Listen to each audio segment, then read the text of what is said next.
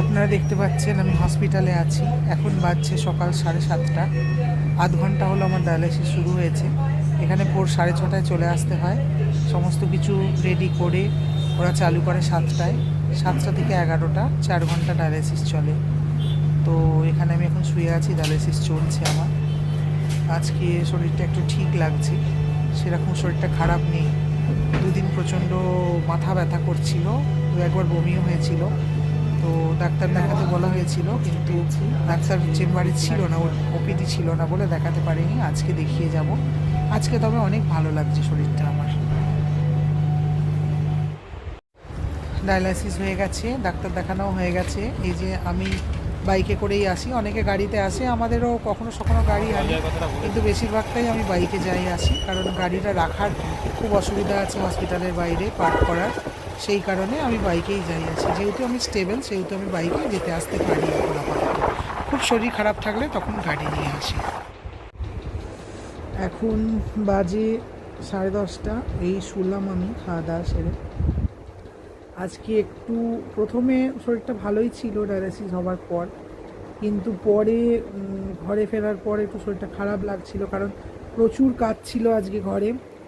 আজকে মঙ্গলবার, তাই আমাদের একটা দোকান আছে, দোকানের সাপ্লায়াররা আসে, সেই দোকানের মাল নেওয়া, ওপর নিচ করা, সিঁড়ি দিয়ে নামা ওঠা বারবার, রোদের মধ্যে যাওয়া বাইরে, তারপর রান্না করা গরমেতে।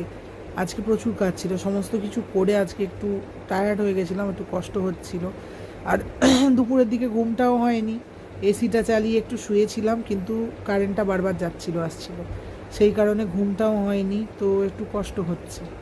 তাই মেয়েকে পড়াতে বসলাম সন্ধেবেলা, একটু চা মুড়ি খেয়ে ওদেরকেও চা মুড়ি দিয়ে তারপর সন্ধে দিয়ে একটু পড়াতে বসালাম মেয়েকে, পড়িয়ে টড়িয়ে উঠলাম, কিন্তু রাত্রে আর রান্না করতে ইচ্ছা করলো না। এরকম হয় আমার, কারণ এই শরীরে তো সব সময় ভালো লাগে না। তো আমার ফ্যামিলি খুব সাপোর্টিভ। তো ওরা, আমার হাজব্যান্ড বাইরে থেকে ওদের জন্যে রুটি আর তরকা কিনে এনেছিল, সেগুলোই খাওয়া হয়েছে। তো আমি একটু রাত্রের দিকে লাইট খেতে পছন্দ করি। আমার একটুখানি পটলের তরকারি ছিল, আমি সেটা দিয়ে আমি একগাল ভাত খেয়েছি। আমি রাত্রের দিকে বেশি কার্বোহাইড্রেট নিই না, যার জন্য আমি রুটি খেলেও আমি একটা রুটি খাই, ভাত খেলেও একদম 1 কাপ। তো আমি দুটো কিন্তু খাই না, দুটো কোনো দিনও একসাথে খাবেন না। যাদের সুগার আছে বা কোনো বড় অসুখ আছে, কিছু প্রবলেম আছে, কিডনি রোগ আছে বা কিছু প্রবলেম, তারা কিন্তু কোনো দিনও দুটো কার্বোহাইড্রেট একসাথে নেবেন না। মানে দুটো রুটি খেলাম তারপর অল্প ভাত খেলাম, ওরকম খাবেন না কোনো দিন একসাথে। নয় রুটি নয় ভাত। আপনি যদি রাত্রে রুটি নাও খান, একগাল ভাত খান, তাতে ক্ষতি করে না, কিন্তু রুটি ভাত একসাথে খেলে সেটা ক্ষতি করে।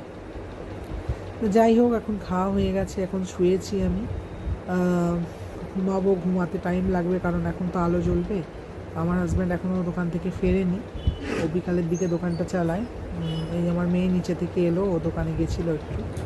তো ওরা ফিরলে তারপর ওরা খাওয়া দাওয়া করবে, মানে বাকি আমাদের সবার হয়ে গেছে, ও খাওয়া দাওয়া করবে, তারপরেই ঘুমাতে যেতে পারবো। তো একটু শুয়ে রেস্ট নিচ্ছি আর কি। তো আজকে ভিডিওটা সেভাবে আমি দিতে পারলাম না, ভেবেছিলাম আজকের পুরো ডেলি রুটিনটা দেবো আমি। শুরুটা শ্যুট করেছি কিছুটা, কিন্তু পুরো করে উঠতে পারলাম না। নেক্সট ডে আমি অবশ্যই দেওয়ার চেষ্টা করব।